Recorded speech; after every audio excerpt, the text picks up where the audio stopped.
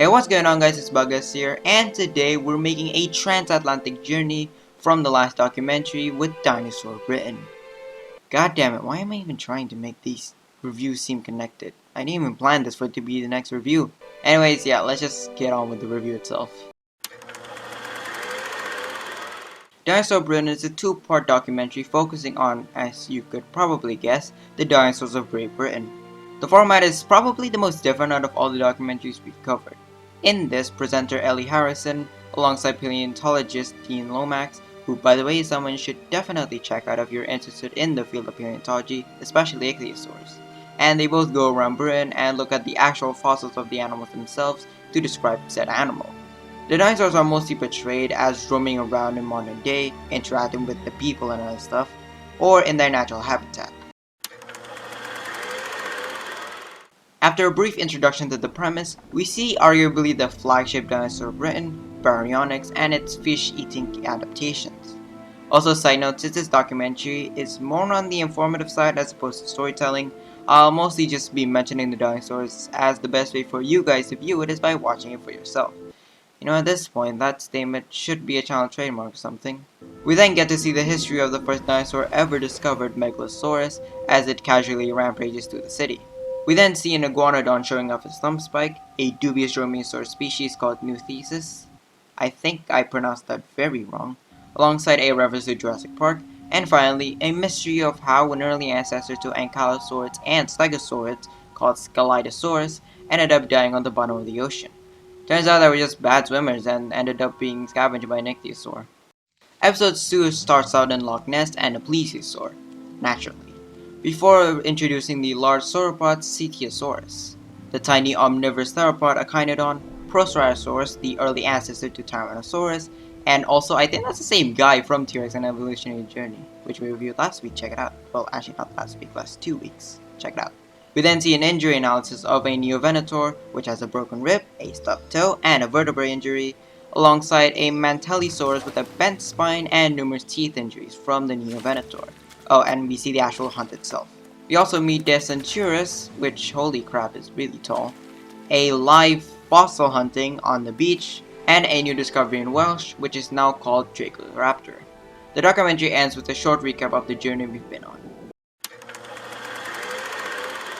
Gotta say, I was pleasantly surprised with the level of quality of Dinosaur Britain. It's actually pretty damn good. The premise allows for more of a science focus, and they utilize it to the fullest using the actual real fossils to present the ideas so that the audience can see for themselves the evidence behind the ideas. That also increases credibility, which is always a good thing. Ellie Harrison also presents it in a fun, enthusiastic tone that definitely makes it easier to watch it, as the audience can kind of connect with that same enthusiasm as her. Visually, the models look very, very great, and are also pretty scientifically accurate aside from, a few minor details here and there. The animation though is kind of iffy in some places, but when it's good, it's really good. Also, it's actually quite fun and sometimes hilarious just seeing the dinosaurs roam around and interacting with regular people in modern day. Despite it being kind of silly, I think that's part of the charm. And hey, it does mean we get to see the dinosaurs while still primarily focusing on the science. Side note, the music in these scenes can be very dramatic sometimes, and I find that hilarious. Also, I gotta point this out every time it happens, but the documentary is not creature violence centered, which I am so happy about. There's only one fight throughout the entire show, and it's done in a way where it's not the actual fight that makes it interesting and cool, but rather how the paleontologists should know that the fight occurred from the fossil evidence. It's actually quite an ingenious way to portray a cool action scene, while still being predominantly analytical and scientific. Honestly, Dinosaur Britain is a solid science-focused documentary that balances teaching the audience about dinosaurs while also portraying them in an analytical and scientific way. Alright, you know what it is, tier list time. Quality-wise, I give it a 4.5. Plus sides, it's very scientific and very analytical when it comes to its approach, which is a good thing. And it has also just great presentation by Ellie Harrison. And also, like, visually, the models look very great. If at times, the animation can be a bit iffy and a bit sus, if I'm being entirely honest. And you know what? I gotta say, I'm very happy that it's not creature violence. Like, that's That's something I'm so happy about. At the same wise, I give it a 4.3. Dinosaur scenes in modern day are quite fun. Like they're honestly just hilarious seeing these dinosaurs interact with the people. They're obviously not real, but like it's still kind of funny to see them interact. And you know what? The presentation is also, aside from being just great overall, it's just also kind of fun because I know there's something to it that makes the audience actually want to learn and engage with the film itself.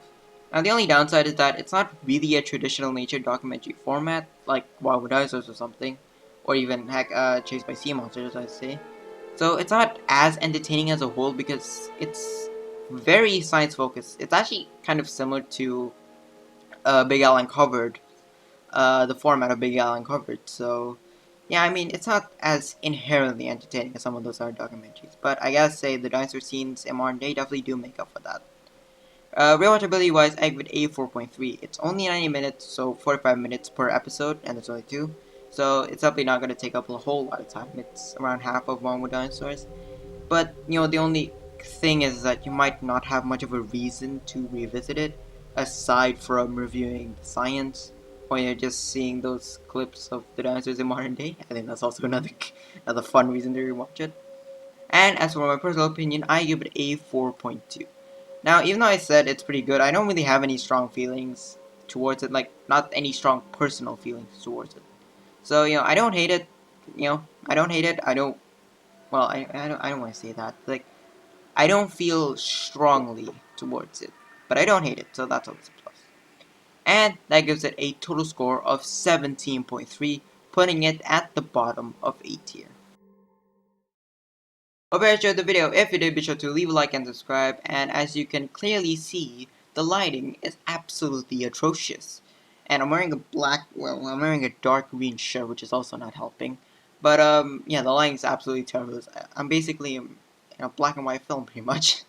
And that's because actually the weather is about to go south. It's about to rain really hard, and I'm actually kind of recording this during the part where it hasn't rained yet, so thank God. But anyways, aside from that, I'll be honest. I really did not know what documentary to review for this video. And to be honest, pretty much the only reason I even chose Dinosaur Britain because it was pretty much the only one that I had slight intentions to do a review on. And also, it has Dean Lomax, which is someone who I recently discovered is a pretty cool guy. Check him out. Check out his research on ichthyosaurs.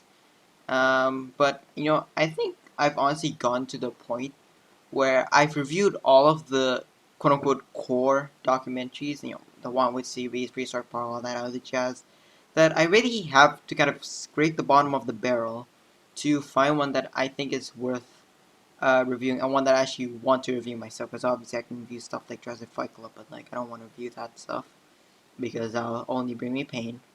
And I'll get to it eventually, just not right now. But yeah. Also, one last thing before I end the video. I'm using a different mic setup. I'm using the actual mic this time, not the headphone mic.